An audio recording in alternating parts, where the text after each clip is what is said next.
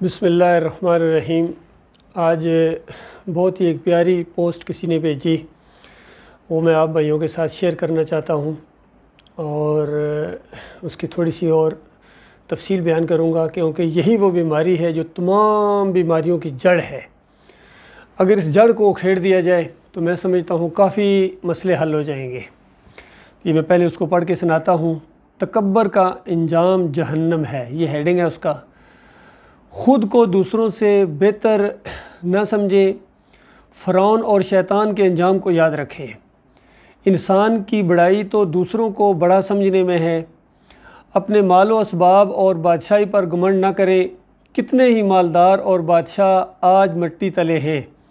اس زمین پر کل وہ تھے، آج ہم ہیں۔ یاد رکھیں کل کوئی اور ہوگا اور ہم نہ ہوں گے۔ یہ ہے میرے بھائیوں بڑائی، اپنی بڑائی، تکبر۔ اگر آپ غور سے دیکھیں اور جو آج کل کا ماحول بن رہا ہے، چاہے وہ سیاسی ہمارے بھائی ہوں، ان کی تقریریں سنیں، نواز شریف صاحب کی تقریر سنیں، کس قدر اس کے اندر بڑائی اور تکبر چھلکتا ہے کہ بس صرف وہ جیسے عقل کل ہیں اور باقی سارے بیوقوف ہیں۔ ان کی بیٹی کی تقریر سنیں تو وہ اس سے بھی آگے ہیں۔ چچا کی شہباز شریف صاحب کی تقریر سنیں، وہ تو ریکارڈ توڑ دیتے ہیں، اور اس طرح آخر میں جوش آ کے سارے مائک اچھال کے ادھر پھینکتے ہیں کہ پتہ نہیں کیا کوئی طوفان آ گیا بھائی۔ یہ سارا بڑائی کے کیڑے ہیں۔ زرداری صاحب کو دیکھو، وہ بھی اسی طرح۔ بے نظیر کا کیا کہنا، بھٹو تو ان کو یہ رادہ کھا کے گیا ہے، سارے اپنی بڑائی کے چکروں میں۔ حتیٰ کہ پرائم منسٹر عمران خان صاحب بھی جب بھی اب تقریر کرتے ہیں، بس میں سب ایسا لگتا ہے سب چیزیں صرف یہی سمجھتے ہیں، کوئی اور سمجھا ہی نہیں ہے، اور نہ یہ سمجھنے دیں گے کسی کو، اور دوسروں کو نیچا دکھانا، ڈاؤن کرنا۔ پھر ہماری اسٹیبلشمنٹ وہ بھی کسی کے انڈر آنے کے لیے تیار نہیں ہے۔ ہم ہیں جی، بس جو ہم چاہیں گے وہ حکومت بنے گی، جس طرح ہمارا سارا سب کوئی آنکھوں کے سامنے ہے میرے پیارے بھائیوں۔ اور یہ بیچارے کیا کریں، جو دیندار ہیں وہ ان سے بھی آگے ہیں، وہ ان سے بھی آگے، صحیح معنوں میں متکبر وہ ہیں اصل میں، یہ جو مسلکی لوگ ہیں، فرقے والے ہیں۔ اور ان کی کتابوں کے اگر آپ حوالے دیکھیں تو آپ حیران رہ جائیں گے، اس کے پیچھے بھی یہی نکتہ کار فرما ہے۔ اعلیٰ حضرت صاحب فرماتے ہیں کہ بس وہ اعلیٰ حضرت ہیں، جو چاہیں جو کریں وہ، بس جو انہوں نے تفسیر کر دی ہے وہ کوئی اور نہیں کر سکا ہے، چاہے قرآن کے معنی بدلی کر دیے ہوں، مفہوم بدلی کر دیا ہو، لیکن بس جی اعلیٰ حضرت جو ہیں اول اعلیٰ، اس سے آگے آئے کہ ہم تو اعلیٰ کے بھی باپ ہیں۔ اور پھر اپنی خود نوشت میں لکھتے ہیں مودودی صاحب کہ میری پیدائش سے 3 سال پہلے ایک مجذوب نے آ کے میرے والد صاحب کو خوشخبری سنائی کہ آپ کے ہاں بیٹا پیدا ہونے والا ہے، بڑے علمی مراتب کو پہنچے گا اور اس کا نام یہ رکھنا۔ اور پھر کہتے ہیں کہ 3 سال بعد میں پیدا ہوا ہوں۔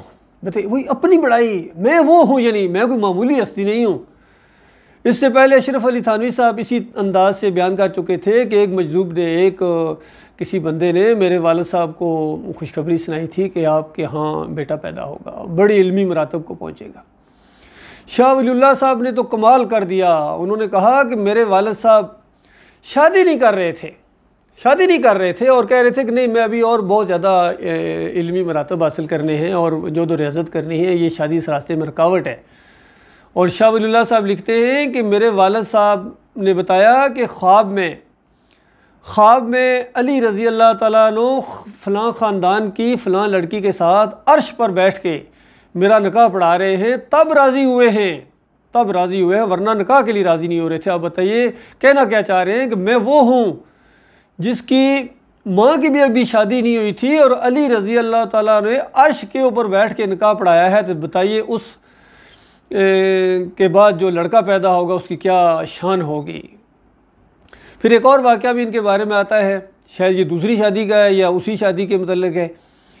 کہتے ہیں والد صاحب شادی نہیں کر رہے تھے کہ خواب کے اندر آ کے کسی نے بتایا، یا انہوں نے جب خواب کا ذکر کیا کہ بوڑھے ہو گئے تھے، بڑھاپے کے بعد کی بات آپ دیکھیے، ایک اور کہ بوڑھے ہو گئے تھے، اور جب انہوں نے کہا کہ اب میں ایک اور شادی کروں گا، تو لوگوں تھوڑے سے ہنسی بھی آئی کہ حضرت صاحب اس بڑھاپے کے اندر آپ شادی کریں گے۔ تو کہنے لگے کہ تم ہنس رہے ہو، ایک بیٹا بھی پیدا ہوگا اور بڑا علمی مدارج کو وہ پہنچے گا، بہت بڑا اس کی شان ہوگی، یہ مجھے یعنی الہام کیا گیا ہے، یہ مجھے اشارہ دیا گیا ہے۔ تو آپ بتائیے غور کی جب اس انداز سے بیان کریں تو مرید بھی پوری طرح، ان کے جو متقد ہوتے ہیں ان کے تو ایمان ہوتا ہے کہ حضرت صاحب جو فرما دیں بالکل۔ تو ایک مرید اس کی قسمت جاگی اور اس نے کہا حضرت اگر یہ آپ نے خواب دیکھا ہے اور یہ آپ کی خواہش ہے اس بڑھاپے کے اندر، تو اگر یہ سعادت مجھے بخشے، میرے ہاں میری بیٹی ہے، اور اگر وہ آپ کے نکاح میں آ جائے اور وہ اس کے ہاں سے پھر وہ بیٹا پیدا ہو تو میری کتنی خوش قسمتی ہے۔ تو اس کے بعد شادی پر تیار ہوئے۔ اللہ کے بندوں غور کرو، یہ ہیں ان کے کارنامے، یہ کوئی معمولی چیزیں نہیں ہیں، یہی وہ کبر کا کیڑا ہے جو ان کے اندر تھا۔ علی اجویری صاحب کشف المحجوب کے اندر لکھتے ہیں کہ کسی آدمی نے اعتراض کیا کہ آپ کا جو پیر ہے وہ کامل نہیں ہے، آپ کامل نہیں ہیں، آپ جو ہے مکمل، آپ کو وہ پیر صاحب جو ہے نا وہ آپ نے صحیح نہیں چنا ہے۔ تو ان کا اچھا چلو چلتے ہیں ٹیسٹ کرتے ہیں۔ اور 3 تھے اور تینوں نے اپنے دل میں بات بٹھا لی کہ جو دل کی بات اگر انہوں نے بتا دی تو اس کے بعد کامل ہیں، اور دل کی بات نہ بتائی تو پھر کامل نہیں ہے۔ آپ بتائیے، قرآن کی بنیادیں اکھیڑ دیں۔ قرآن کہتا ہے واللہ علیم بذات الصدور، جو ہے اللہ وہ ذات ہے جو دلوں کا حال جانتا ہے۔ یہ کہتے ہیں پیر صاحب بھی جانتے ہیں، اگر جانتے ہوئے تو پھر وہ کامل ہیں، اور نہیں جانتے تو پھر کامل نہیں ہیں۔ یہاں کامل یعنی اللہ ہے وہ گویا۔ پھر وہ جناب جو کہتے ہیں نا شوباز کرے پرواز تے جانے راز دلاں دے، یعنی یہ راز دلوں کے جانتے ہیں، یہ پوری طرح اللہ کے ساتھ کھیلے ہوئے ہیں۔ عبد القادر جیلانی کا تو کہنا ہی کیا، وہ کہتے ہیں میں جنت میں نہیں جاؤں گا اس وقت تک جب تک میرے سارے مرید جو ہے وہ جہنم سے نہ نکال لیے جائیں گے، اور وہ جنت میں جاؤں گا ہی نہیں۔ تو اس انداز سے ان کے دعوے دیکھیں شوخے۔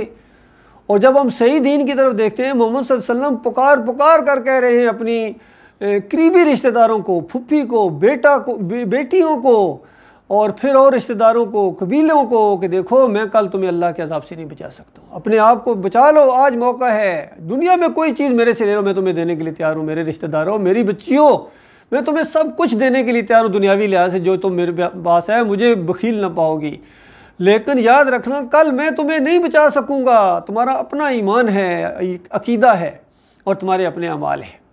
تو اس طریقے سے پھر قرآن کے اندر اللہ تعالیٰ نے فیصلہ کن آیتیں نازل فرمائی تکبر کے حوالے سے کہ قال ربکم ادعونی استجب لکم، تمہارا رب کہتا ہے مجھے پکارو، میں تمہاری پکاروں کا جواب دیتا ہوں۔ ان الذین یستکبرون عن عبادتی سیدخلون جہنم داخرین، کہ جو میری اس عبادت سے تکبر کرتا ہے، یعنی مجھے نہیں پکارتا ہے، ان کو میں ذلیل و خوار کر کے جہنم کی آگ کے اندر ڈالوں گا۔ آپ غور کیجئے، اللہ تو اس سے ناراض ہو جاتا ہے کہ کوئی اس کو نہ پکارے۔ پھر حدیث میں بھی آتا ہے کہ اللہ تعالیٰ ایسوں سے ناراض ہوتا ہے جو اللہ سے سوال نہ کریں۔ تو بتائیے جو کسی اور سے سوال کریں، اللہ سے نہ کریں، یہ کتنا بڑا جرم ہے، اللہ کو نہ پکاریں یہ کتنا بڑا جرم ہے، لیکن کسی اور کو پکارنا یہ تو اس سے بھی زیادہ شدت اختیار کر جاتا ہے۔ اس لیے کہا گیا ان الشرک لظلم عظیم، جو اللہ کے علاوہ کسی اور کو پکاریں، یا ابراہیم کسنی، یا اسماعیل کسنی، یا لات بابا، یا عیسیٰ ابن مریم، یا عزیر، اور پھر آج کل کے دور کے یا علی مدد، یا رسول مدد، لبیک یا رسول اللہ، اس طرح پکارتے ہیں، اس طرح، اور کہتے ہیں حاضر ناظر، دم دم پڑھو درود حضرت بھی ہیں، حاضر ناظر اور حضرت بھی ہیں موجود۔ اس طرح کے عقیدے رکھتے ہیں اللہ کے بندوں۔ اور نبی علیہ السلام فرمائیں کہ جس کے دل کے اندر رائی کے دانے کے برابر بھی تکبر ہوا وہ جنت میں نہیں جائے گا۔ رائی کا دانہ، جب یہ فرمایا تو صحابہ ڈر گئے اور کہا یا رسول اللہ کس کا دل نہیں کرتا ہے اچھے کپڑے پہنے، اچھے گھر میں رہے، اچھی سواری ہو؟ تو ظاہری بات ہے اگر یہ چیزیں اگر معمولی رائی کے دانے کے برابر ممکن ہے یہ تکبر کا ایک حصہ ہو کہ اچھا کھانا، اچھا پینا اس انداز۔ فرمایا نہیں میرے صحابہ اس طرح نہیں، یہ تم غلط سمجھے ہو، یہ سنو میرے سے، میں بتاتا ہوں تکبر کیا ہوتا ہے۔ اور پھر کہا ہاں کہ اللہ خوبصورت ہے، خوبصورتی کو پسند کرتا ہے، یعنی اچھا لباس ہو، اچھی سواری ہو، اچھا گھر ہو، اس کو تو اللہ پسند کرتا ہے۔ اپنے بندے کے اوپر جو عنایت ہیں اللہ کی، اس کو دیکھنا چاہتا ہے مالک۔ اور فرمایا تکبر یہ ہے کہ کسی کو نصیحت کی جائے، واعظ و نصیحت کی جائے، اللہ کی آیات کے ذریعے اس کو ڈرایا جائے، دین کی باتیں بتائی جائیں، اور آگے سے وہ باتیں آپ کے منہ پر دے مارے، یعنی مجھے مت بتایا کرو، میں آپ سے بہتر جانتا ہوں، اس انداز سے رویہ جس طرح جو سارے کرتے ہیں، کوئی اثر نہیں ہوتا ان کے اوپر، یقین کیجیے کوئی اثر نہیں ہوتا ہے۔ تو یہ بہت بڑا تکبر ہے، یہ تکبر ہے اصل میں کہ کسی کو نصیحت کی جائے فرقہ بندی چھوڑ دو، مسلک چھوڑ دو، یہ شرک ہے، یہ جمہوری نظام یہ شرک ہے، اور تعویذ گنڈا، واسطے وسیلے، رکوع سجدے قبروں کے اوپر، یہ بہت بڑا شرک ہے، اس کی وجہ سے تمہیں ہمیشہ کی آگ میں رہنا پڑے گا۔ اور آگے سے بگڑ بیٹھتے ہیں، کہتے ہیں نا ہمیں نہ بتاؤ، ہم جانتے ہیں، ہم بھی پڑھے ہوئے ہیں، وہ کون سا تم پڑھے ہوئے ہو، کیا چیز تم لوگوں نے پڑھی ہوئی ہے؟ قرآن کے اندر ہے، یہ حدیث کے اندر ہے، کوئی ضعیف روایتی لا کے دکھا دو اس طرح کی، یہ جو آج بناوٹی دین بنایا ہوا ہے۔ تو لہٰذا میرے بھائیوں غور کرو، یہ چند دنوں کی زندگی ہے، بڑے بڑے آئے اور چلے گئے، اپنی آخرت برباد کر کے چلے گئے، یقین کیجیے۔ دیکھو تم پیچھے جا رہے ہو، رک جاؤ، للہ رک جاؤ، واپس لوٹو، ایمان عقیدے کی طرف واپس لوٹو، تمہارے اعمال برباد ہو جائیں گے، تم ہمیشہ کی آگ میں ڈال دے، کچھ نہ ملے گا مجھے یا کسی اور کو، اس سے پہلے لاکھوں کروڑوں خربوں جا چکے ہیں جہنم کی آگ کے اندر، تم بھی چلے جاؤ گے۔ انہی عقائد کی وجہ سے وہ بھی گئے تھے، انہی عقائد کی وجہ سے جو آج ہماری قوم کے پورے مسلمانوں کے عقیدے بن گئے ہیں۔ یہ جو قبریں پوجی جا رہی ہیں، بت پرستی ان کے اندر آ گئی ہے، تعویذ گنڈا، مولویوں اور پیروں کو اللہ کے مقابلے میں رب بنایا ہوا ہے انہوں نے۔ سب سے زیادہ متکبر یہ پیر اور مولوی ہیں، یقین کیجیے، ان کی رگوں کے اندر شرک گھسا ہوا ہے، تکبر گھسا ہوا ہے۔ ان کے چہرے سے دیکھو، ان کی تقریریں دیکھو، ان کا مزاج دیکھو، کوئی لاکھوں کروڑوں ہوں، ان میں سے کوئی خربوں میں ایک ہو جو صحیح بات آپ کو بتائے گا۔ اللہ تعالیٰ غور و فکر کر رہے ہیں اور اس کے بہترین پہلو کے اوپر عمل کرنے کی توفیق عطا فرمائے۔